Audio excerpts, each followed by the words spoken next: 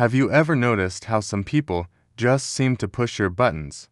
A simple comment, a certain look, or even just their presence can send you into a spiral of anger, frustration, or anxiety.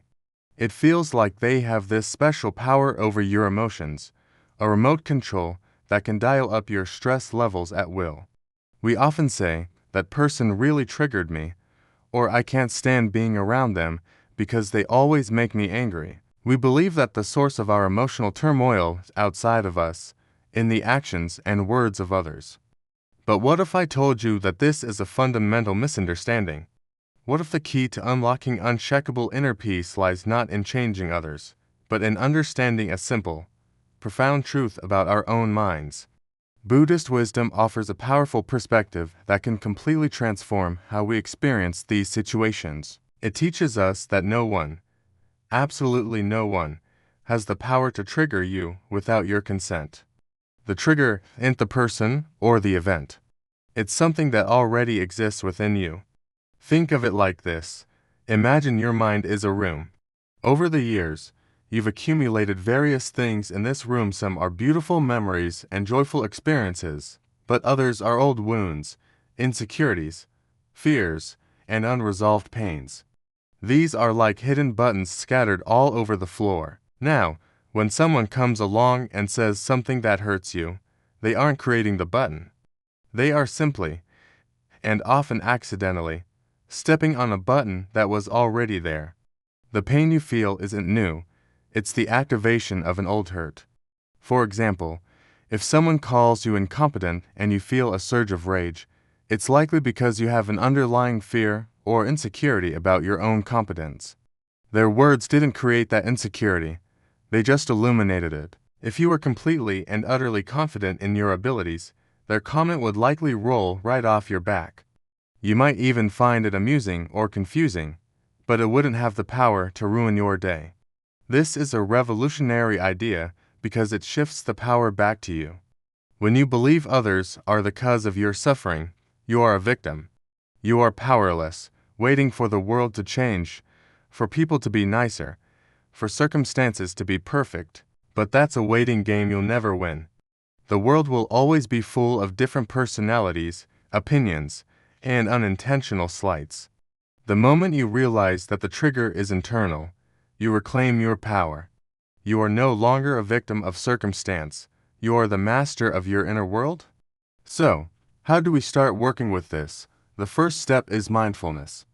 When you feel that familiar surge of emotion, that trigger, instead of immediately reacting and blaming the other person, pause. Take a deep breath. Turn your attention inward. Ask yourself, what am I really feeling right now? Is it anger? Is it sadness? Is it fear? Where do I feel it in my body? Is my chest tight? Is my stomach in knots? Just observe the sensation without judgment. The next step is to get curious.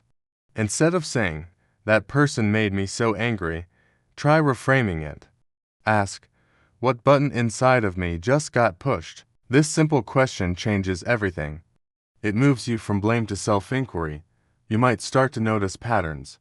Maybe every time someone questions your decisions, you feel a deep sense of shame.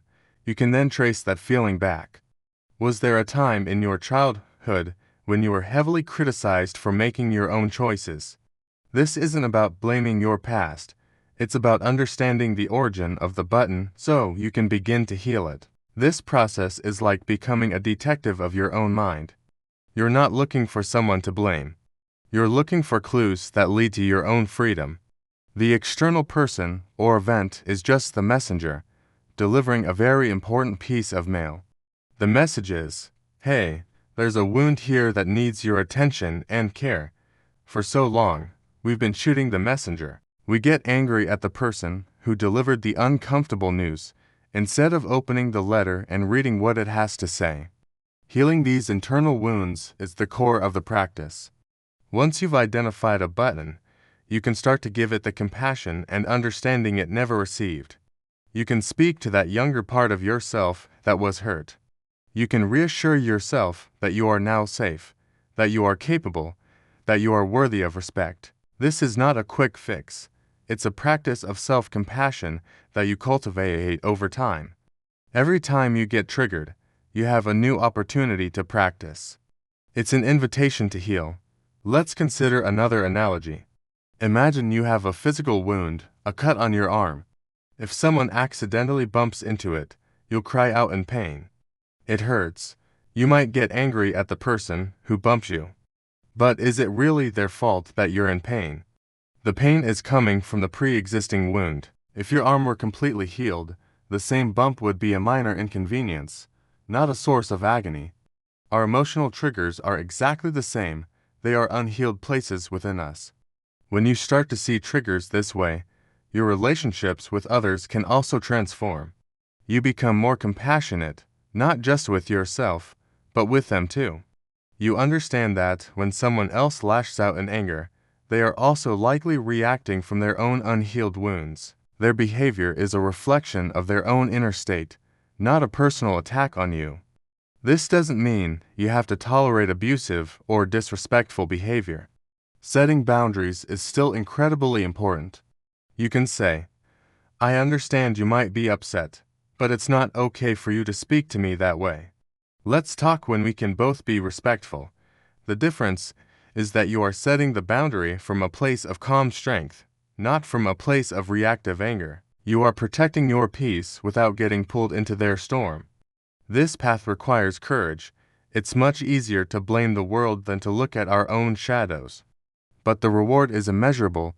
It is the gift of equanimity, a state of mental calmness and composure, even in difficult situations. It is the freedom of knowing that your inner peace is not dependent on anyone or anything outside of yourself. It's something you cultivate from within, a sanctuary that you can return to no matter what chaos is unfolding around you.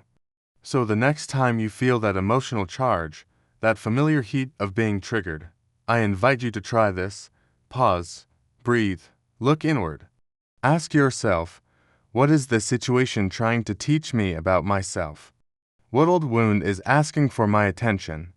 See it not as an attack, but as an opportunity to heal, to grow, and to become the unshakeable, peaceful person you were always meant to be. The power has been inside you all along. You just needed to learn how to access it. Remember, this is a journey, not a destination. There will be times you forget and fall back into old patterns of blame and reaction. Be gentle with yourself. Every moment is a new chance to begin again. By embracing this wisdom, you're not just managing your triggers. You are slowly, compassionately, dismantling them, one by one. You're not just building a thicker skin, you're healing your wounds from the inside out. And that is the path to true and lasting freedom. Thank you so much for watching. If this resonated with you, consider subscribing for more insights on finding peace in our modern world.